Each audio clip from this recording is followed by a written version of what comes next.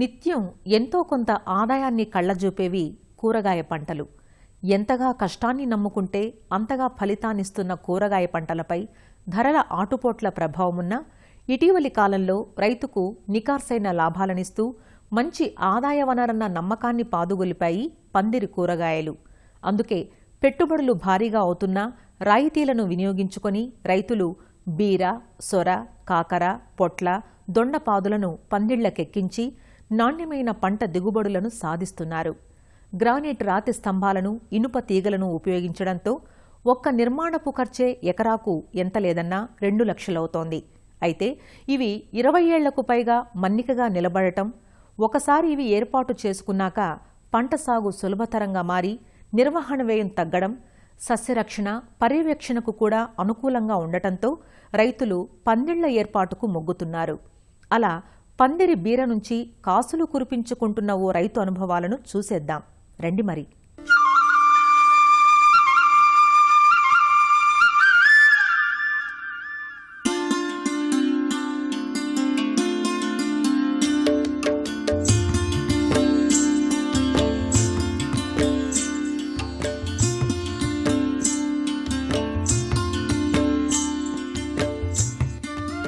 అల్లంత దూరాన కనిపిస్తున్న ఈ కూరగాయ తోటను చూశారా?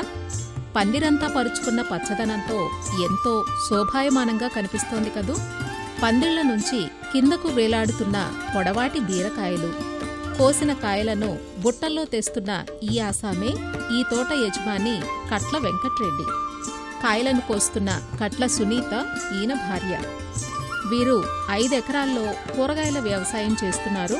మహబూబాబాద్ జిల్లా గూడూరు మండలం భూపతిపేట గ్రామంలో బీర, కాకర, టొమాటో పంటల సాగులో వీరు ఆరితేరారు. అంతేకాదు సొంతంగా మార్కెటింగ్ చేసుకుంటూ లాభాలు గడిస్తున్నారు. సంప్రదాయ పంటల సాగులో చేదు అనుభవాలను చవిచూసి కూరగాయ పంటల సాగుతో సాంత్వన చెందుతున్నారు. ఇప్పుడు మనం చూస్తున్న పందిళ్లను 1.5 ఎకరాలో 3 ఏళ్ల క్రితం వేసుకున్నారు.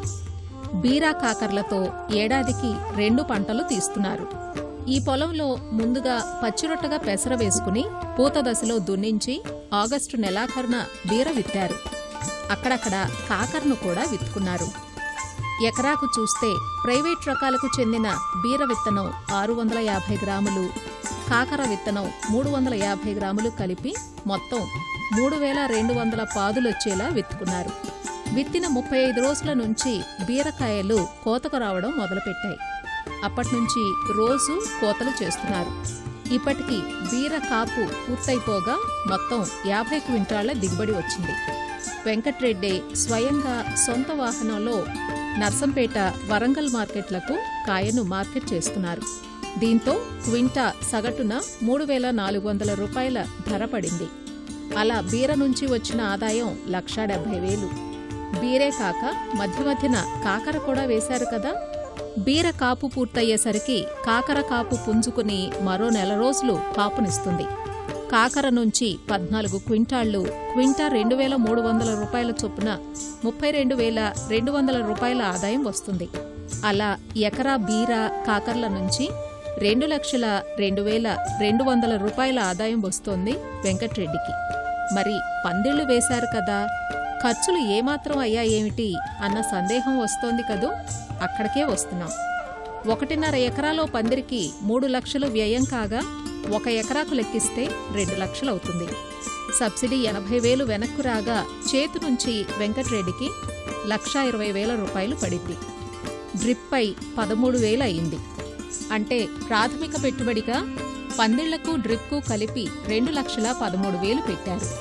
పందిళ్ల జీవితకాలం 25 ఏళ్లు, డ్రిప్ 5 ఏళ్లు ఉంటుంది. అలా వీటిపై వడ్డీ తరుగుదల కలిపి ఈ ఒక పంటకు 15,000 రూపాయలు అవుతోంది. ఇదిలా ఉంచితే పంట సాగుకు నిర్వహణ వ్యయం ఎంతైందో చూద్దాం.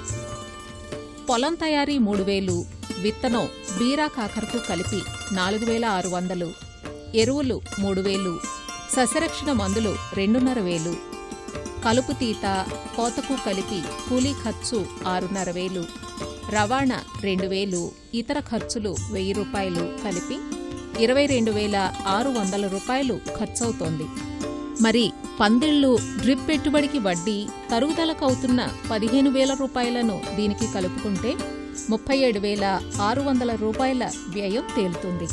వచ్చిన 2,02,200 రూపాయల ఆదాయం నుంచి ఈ వ్యయం తీసేస్తే వెంకట్రెడ్డికి మిగులుతున్న నికరం 1,64,600 రూపాయలు. భార్యాభర్తలిద్దరూ కోత పనుల్లో పాలు పంచుకుంటారు. వీరేమంటున్నారో చూద్దాం. నేను గత 3 సంవత్సరాల నుంచి కూరగాయల సాగుకు ప్రోత్సహిస్తున్నా. అంతకుముందు గతంలో పత్తి పంటలు అవి వేసిస్తే కొద్దిగా లాభదాయకం అనిపించకపోయేది.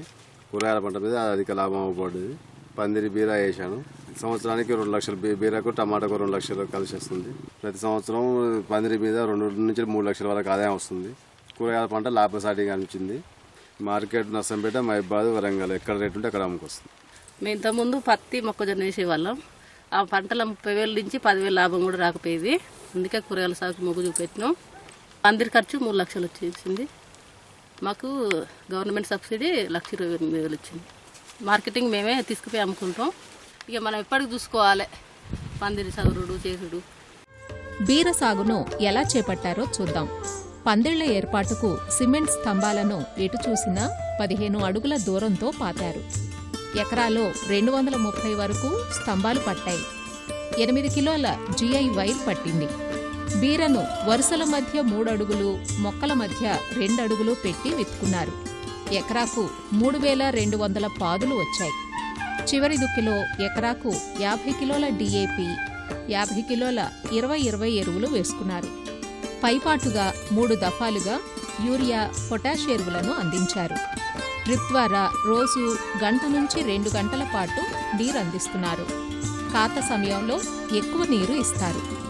బీర కాకరల్లో వచ్చే ఆకుముడత, పండు ఈగ వంటి చీడపీడలకు తగిన సస్యరక్షణ చర్యలు చేపట్టారు. మరో 1 నెల రోజుల పాటు కాకర పంటను తీసుకున్నాక పొలాన్ని దున్నించేసి మళ్లీ బీర వేస్తారు. అదండి పందిరి విధానంలో బీర సాగు. నాణ్యత గల కాపు, మంచి పరిమాణం గల కాయలు పందిరి విధానం ప్రత్యేకత. అందుకే ఏ కూరగాయ పంట వేసినా రానంత ఆదాయం ఈ విధానంలో వస్తుందన్నది రైతు వాణి.